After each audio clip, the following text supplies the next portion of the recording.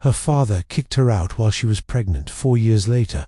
She came back with a secret that shocked everyone. 4 years ago, she walked out through that same gate, head down, a belly heavy with shame, and the certainty that she'd been abandoned. Today, she returns with steady steps, a child in her arms, and a secret in her eyes. She was met with a wall of silence. Her father pretended not to see her. Her brother crossed the street to avoid her, and the village judged her in whispers. What no one in that village knew was that the boy in her arms wasn't just a child. He was living proof of a secret the most respected man in the region tried to erase forever. But before we uncover the truth she brought back, we need to understand the pain she carried away.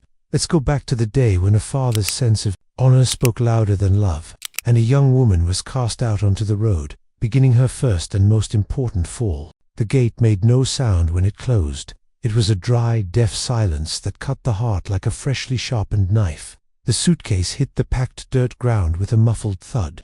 Inside, a few clothes, some memories, and no future. Nothing about that moment was light. Not the weight of her belly, not the judgment in her father's eyes, not the echo of shame etched on the neighbors' faces. Obadel didn't shout, but he didn't have to. His silence was harsher than any scream. The kind of silence that says, "You are no longer my daughter." And that's exactly how he looked at her, like she was a walking mistake, a stain on the family name he'd fought so hard to keep clean in the eyes of the community.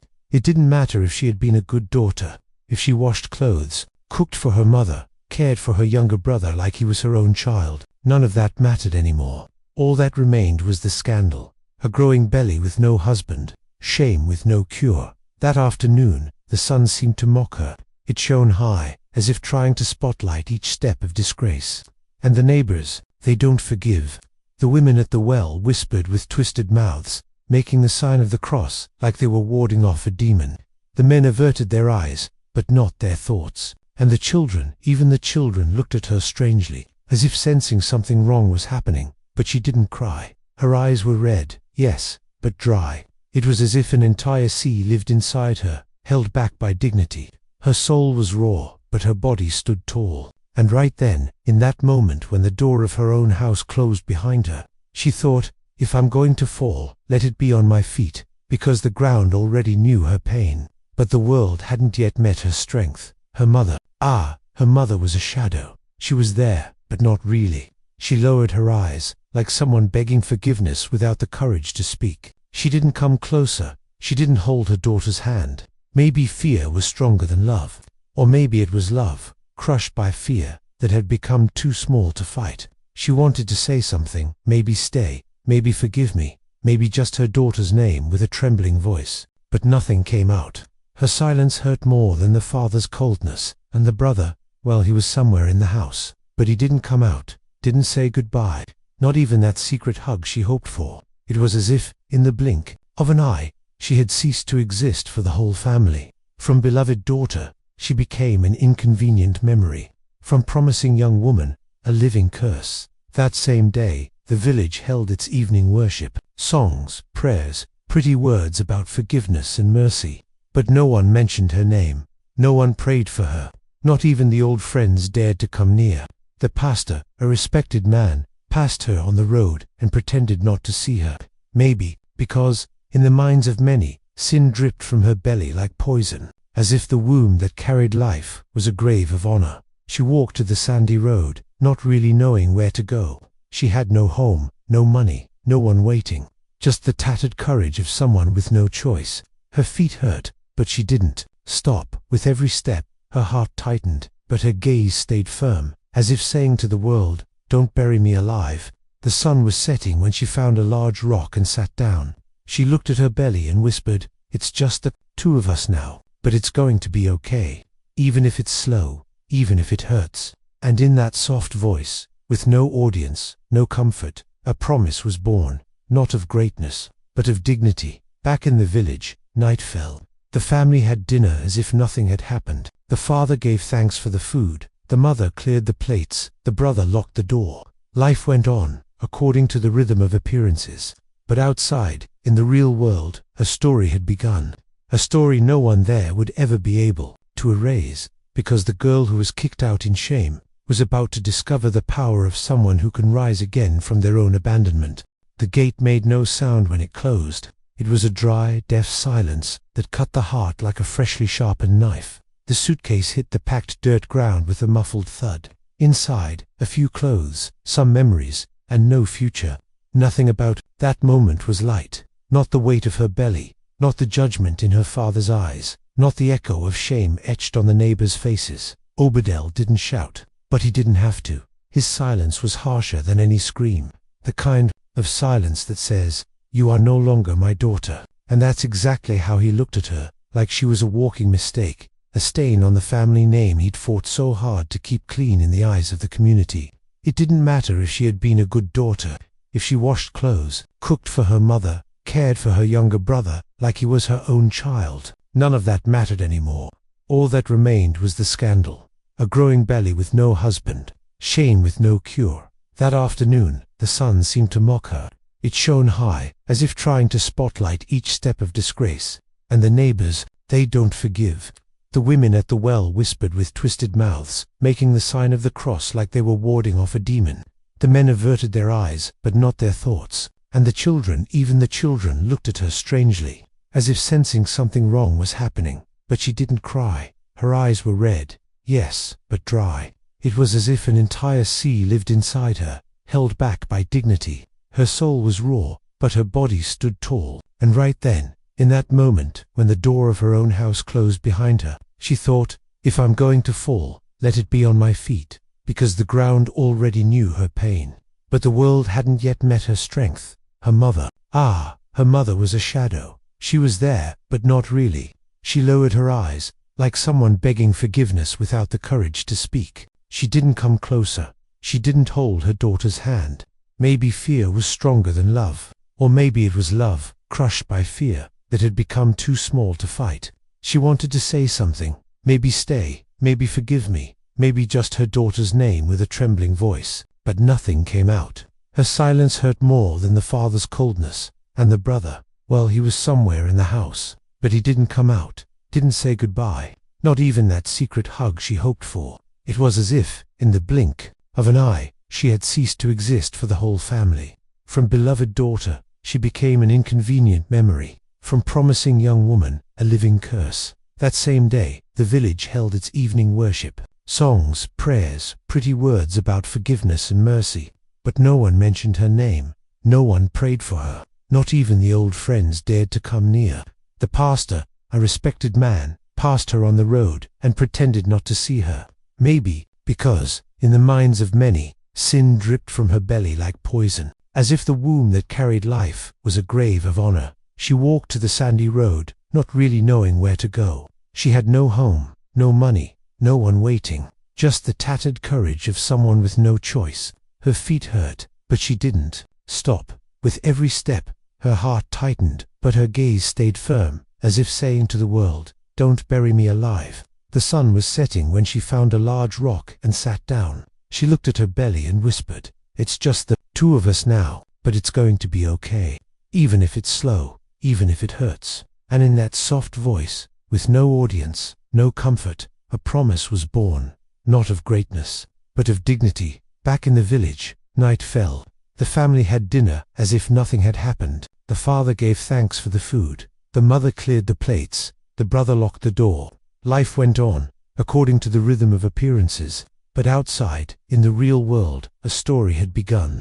A story no one there would ever be able to erase, because the girl who was kicked out in shame was about to discover the power of someone who can rise again from their own abandonment. The first night was the longest. She slept on a wooden bench, in the old shed of a woman who sold vegetables at the market. The woman saw her state, a visibly pregnant belly, worn-out clothes, hollow eyes, and didn't have the heart to close the door. She simply said, "You can stay here for tonight. Tomorrow we'll see." It was the first time in a long while that someone treated her like a person. The next morning, she was up before sunrise. She washed her face in a bucket of cold water, tied her hair back with a piece of cloth, and offered to help at the stall. It was the season for corn, bananas, and cassava. With steady, quick hands, she cleaned, packed, arranged the table. The woman, Donna Alima, watched from a distance, saying nothing. But at the end of the day, she took 2 crumpled bills and placed them in her hand. You worked, you earned it. That was more than a payment. It was a new beginning. Days turned into weeks, and she stayed. First in a little room behind the market, then in a small house a neighbor pointed her to. The neighborhood was poor, but full of good people. And there, no one asked where she came from or why she was alone with a child in her belly.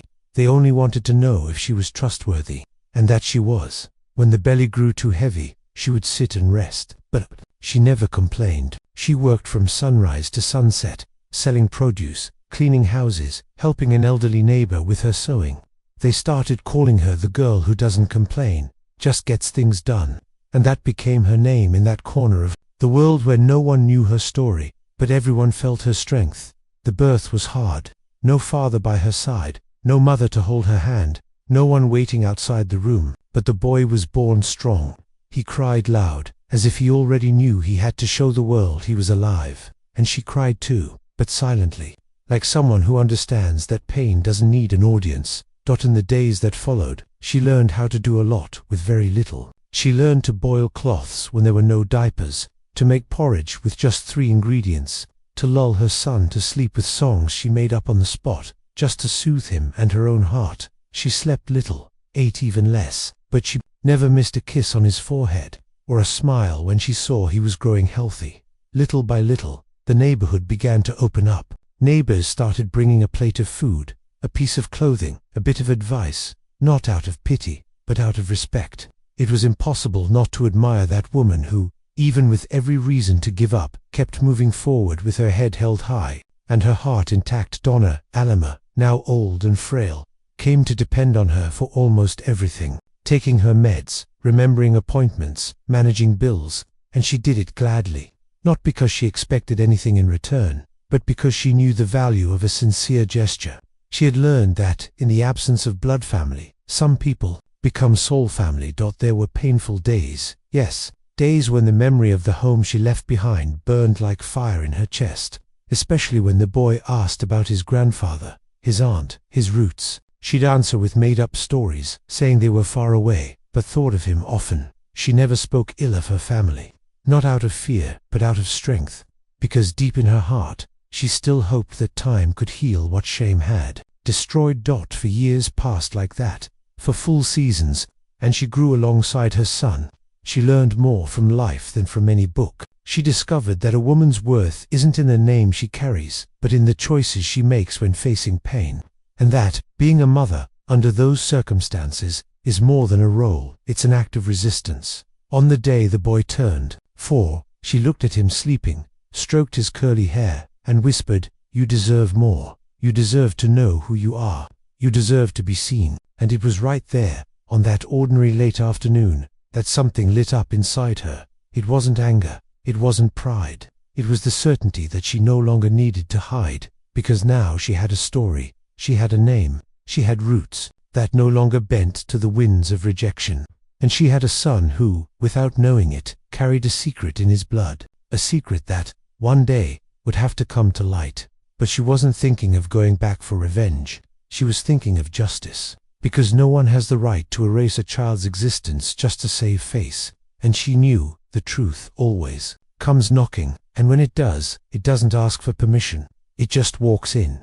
The gate was the same, rusted at the edges, creaking as if it still held old grudges. The dirt road, the guava trees to the left, the porch with the wooden bench where her father used to sit at dusk, everything was still there. But time had passed, and with it, the fear that once lived inside her had passed too. The boy walked beside her, holding her hand tightly with his small fingers. His eyes sparkled with the curiosity of someone discovering a new world, but also carried a trace of caution inherited from someone who grew up learning to distrust what hurts. She carried a simple bag, the weight of forced absence on her shoulders, and a certainty in her heart. She was no longer the daughter who left apologizing. She was a woman returning with dignity. When she stepped onto the yard, there was no shock, just silence.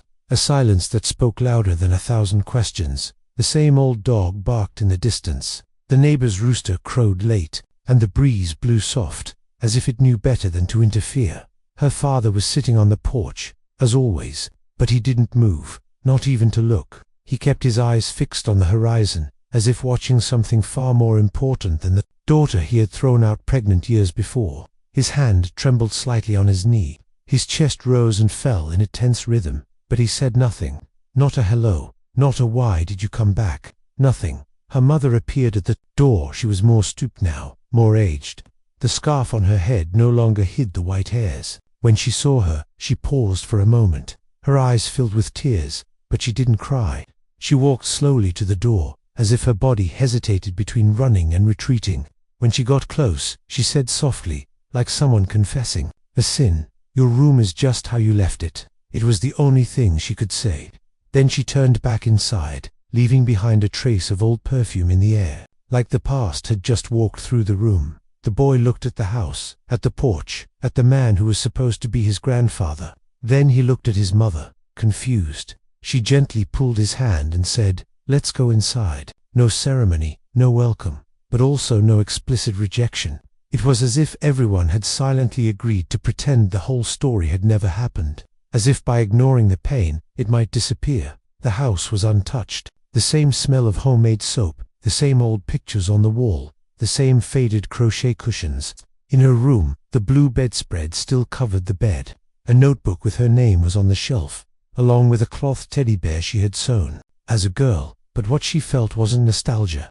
It was strangeness, as if she was invading a life that no longer belonged to her. She sat on the edge of the bed, looked around, and felt she wasn't welcome, but not exactly rejected either. She was simply tolerated, as if her presence was a necessary inconvenience. In the village, the news spread like wildfire through dry grass. "She's back," and every mouth that said it had a different tone, some with relief, others with judgment, some with thinly veiled curiosity, others with quiet respect. But everyone knew this wasn't just a visit, it was a return.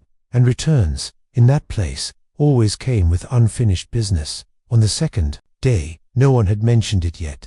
The father remained silent, the mother buried in household chores, the brother absent, as if he'd vanished. The boy played in the yard, watching the chickens, picking mangoes, smiling with a lightness that clashed with the heavy atmosphere in the house. One evening, the boy approached his grandfather, curious, not understanding why the man didn't call him, didn't smile, didn't say a word. "Are you my grandpa?" he asked, with the raw innocence of someone who just wants to know where he comes from. The old man choked on his own breath, cleared his throat, but said nothing. He stood up slowly and walked inside without looking back. She saw it, but said nothing. She had learned, over the last 4 years, that some wounds aren't meant to be discussed, only overcome. That night, alone in the room, she opened the letter from the benefactress once again. She read it softly, like she needed to remind herself that she had worth, that she deserved to be there, that her story wasn't made of shame, but of courage. And deep in her soul, she felt something was about to happen, something that would come like a strong wind, and no one would be able to pretend anymore that nothing had changed. It wasn't out of longing, nor regret. The change in her father's demeanor came after he overheard a stray conversation in the backyard. The neighbor, a born gossip, was talking loudly to her eldest daughter. "They say she inherited everything from old Alima, the house, the land, even some money in the bank, all properly documented." He didn't react right away, kept trimming the dead plant in the corner of the yard, as if he hadn't heard a thing. But his fingers grew tense. His once dull eyes now glinted, not with emotion, but with calculation. That night, he was the one who called everyone for dinner, something he hadn't done since before the expulsion. The table was set, the rice steaming, the fish well seasoned, and even fresh juice, everything prepared like in the old days. Her mother moved silently, but her hands trembled as she served the plates. The boy beamed at the sight of so much food. She, on the other hand, stood still for a few seconds, unsure if she should sit down, eat. "You and the boy," he said firmly, without meeting her eyes. She obeyed, not out of blind obedience, but because she could recognize when the performance had begun.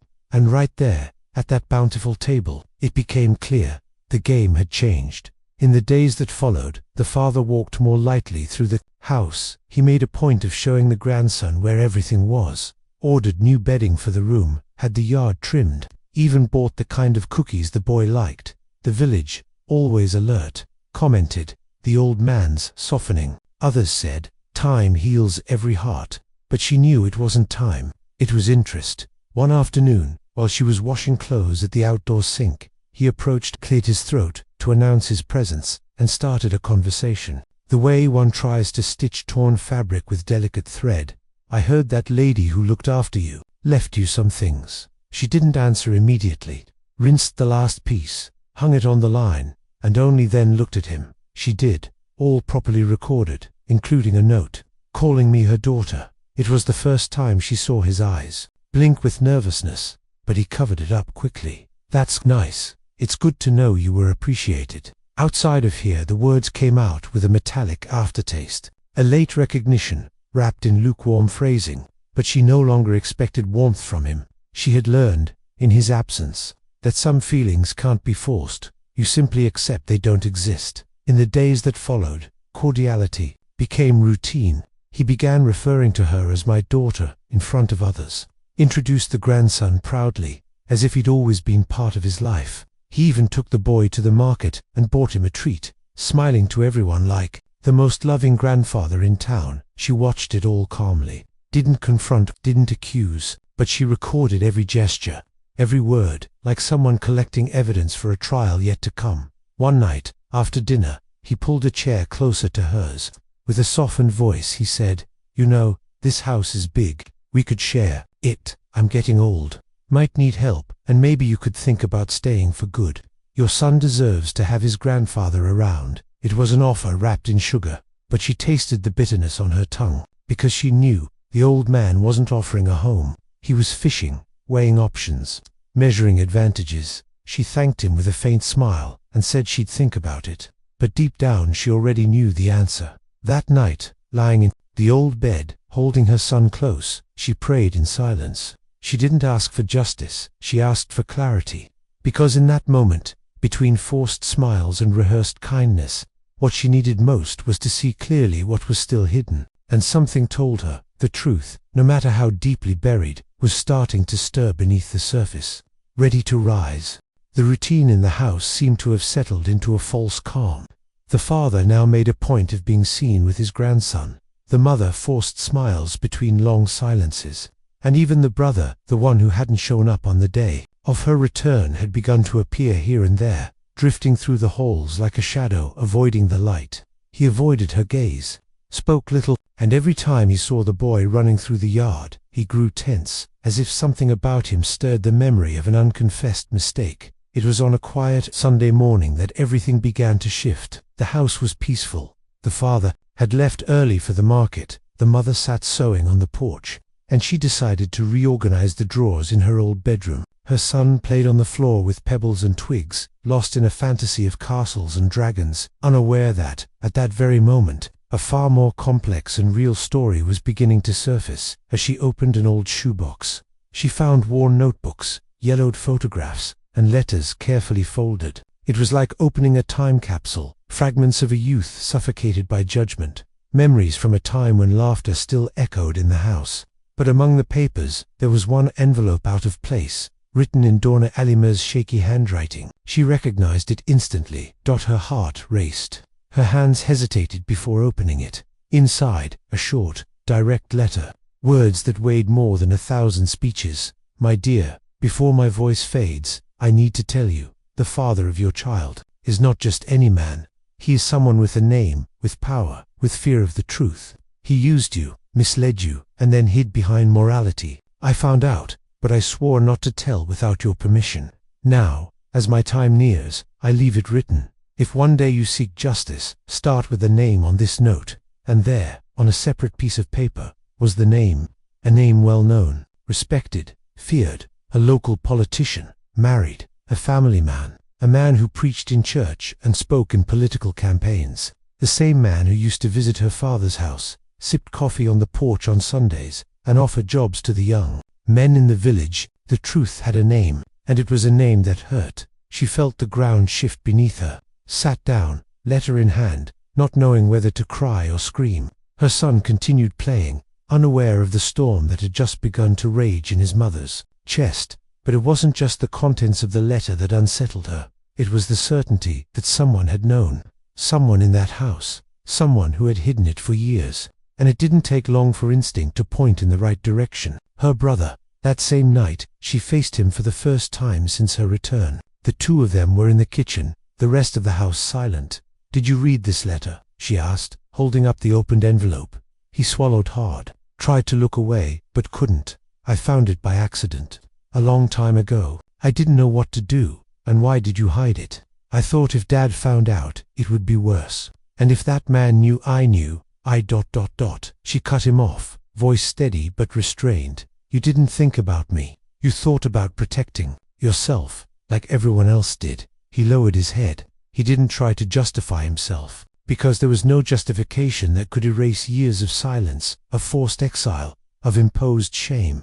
And now, what was on the table wasn't just a secret, it was a chance to change everything, or to sink even deeper into hypocrisy. Later, alone in the bedroom, she picked up her mother's old Bible, not out of devotion, but instinct. Between the pages, marked with dried petals, she found a newspaper clipping with the politician's face, and tucked behind it, a copy of the same note.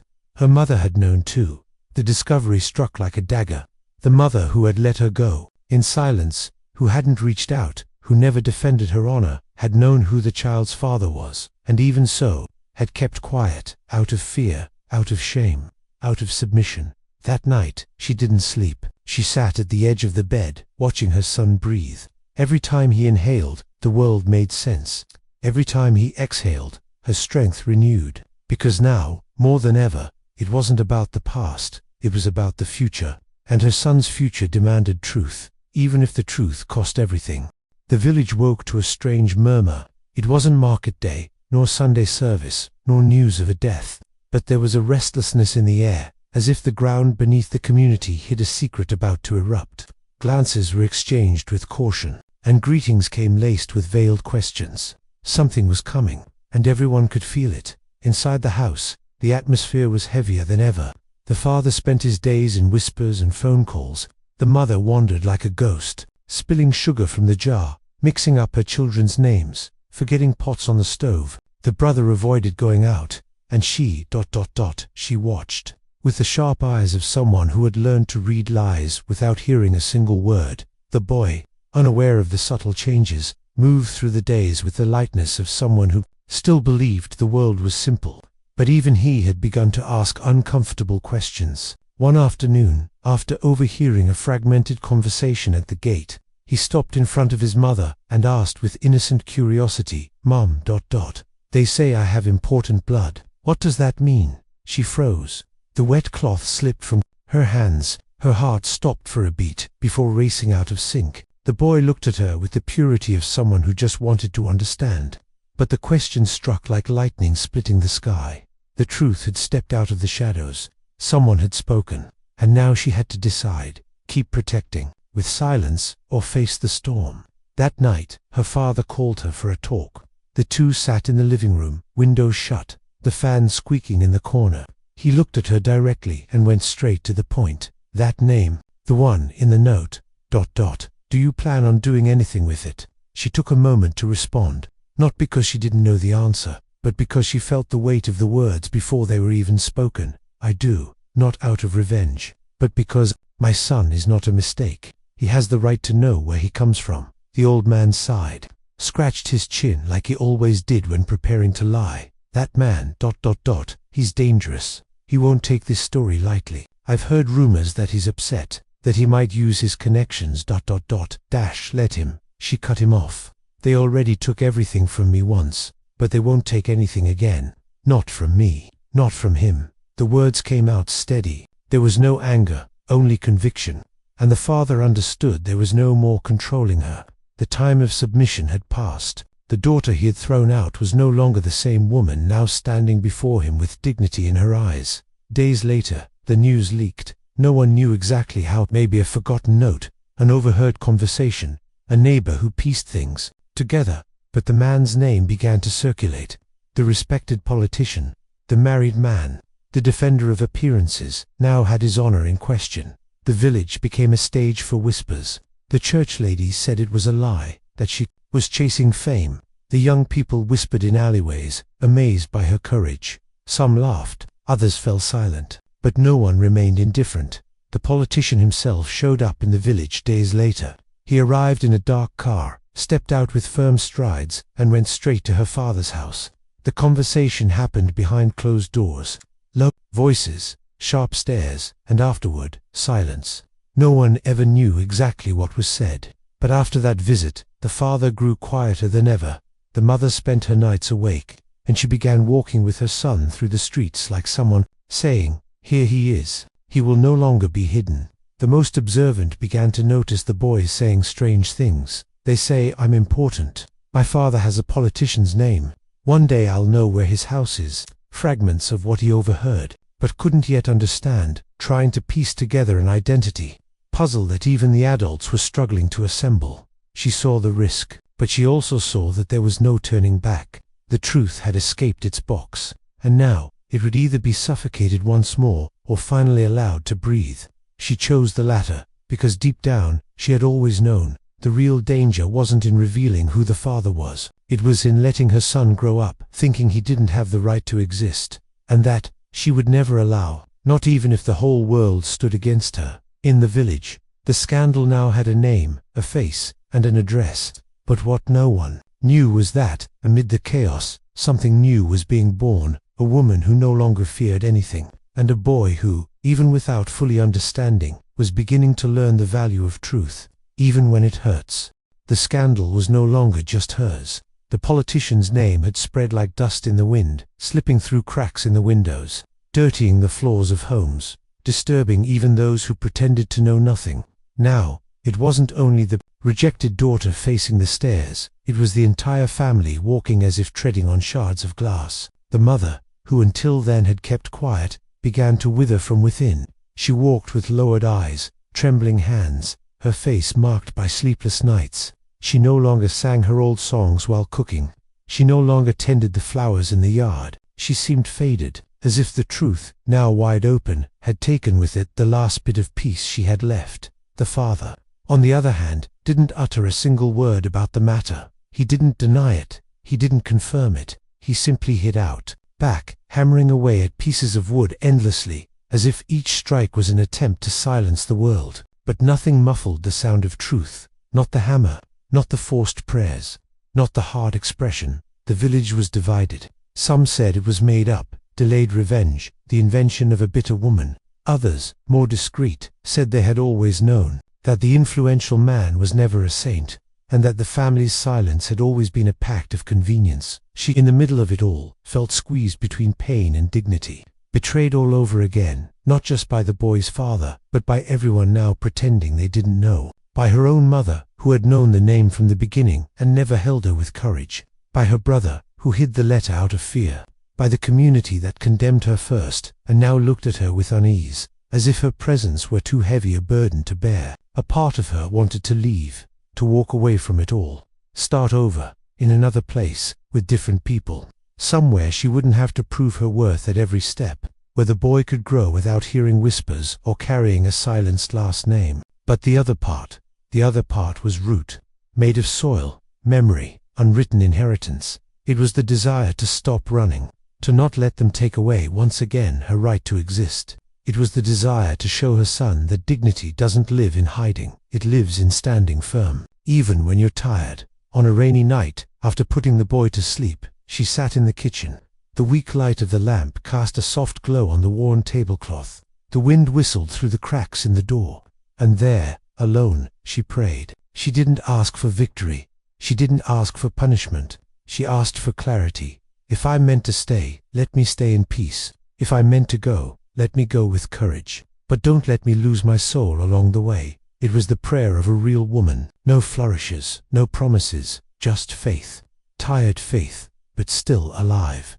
The next morning, she got up before the sun, made the boy's porridge, gently combed his hair, and looked at him as if searching for strength in that small face. And she found it, because when he smiled, even without understanding the weight of the moment, she knew she couldn't leave. Not now. Not after everything. What was at stake wasn't just the father's name. It was the boy's right not to be silenced, not to be treated like a mistake. In the village, tongues stayed sharp, but she no longer bowed to them. She walked through with her son's hand in hers, head held high, went into the market, sat in church, walked to the well, and each step was an act of resistance. Because sometimes, the greatest courage isn't shouting the truth. It's staying where everyone wished you would disappear. It's existing when they expected you to vanish. And she had decided, if she was going to write her son's story, it wouldn't be by running. It would be standing tall, even if, with a shattered heart, even if afraid, but always standing tall. It was on a sweltering afternoon, the kind where the heat seems to cling to the walls of the house, that the mother finally decided to speak, not out of sudden courage, but because silence had begun to weigh heavier than any secret. Her thin frame, sunken eyes, tired expression, everything about her screamed exhaustion, not just of the body, but of the soul. And that day, while her daughter was washing clothes out back, the mother approached slowly, like someone stepping through a minefield. "I need to talk to you," she said, her voice low, almost drowned out by the sound of water running in the basin. The daughter stopped, looked at her, but didn't respond. She simply waited, and the mother understood that this was the only space she would have to say what needed to be said. "I knew from the beginning," she started, "no sugarcoating. Father of your boy was. I knew what he did, and even so, I stayed silent." The words came out with difficulty, as if each sentence were a stone being pushed down her throat. "When you told me you were pregnant, I wanted to defend you. I wanted to stand by you, protect you from that man, from your father, from the village. But," her voice shook, "he threatened me." The daughter frowned, surprised. "Your father, he said if I supported you, if I opened my mouth, he'd leave me. Said his honor was worth more than any belly, and I was afraid." The confession hit her daughter like a stone to the chest. Not because it was new, part of her had always known, always sensed, but hearing it from her mother's mouth was different. It was like seeing her own pain reflected in another face. "I thought about running away with you, really. I packed some clothes, saved a bit of money, but he found out, locked me inside the house, said if I left, I'd never see your brothers again, that he'd call me crazy, that he'd leave me on the street." Her mother's voice was a mix of shame and regret, and her body trembled, as if the memories were still alive, still hurting in the present. "And I chose to stay. I stayed out of fear.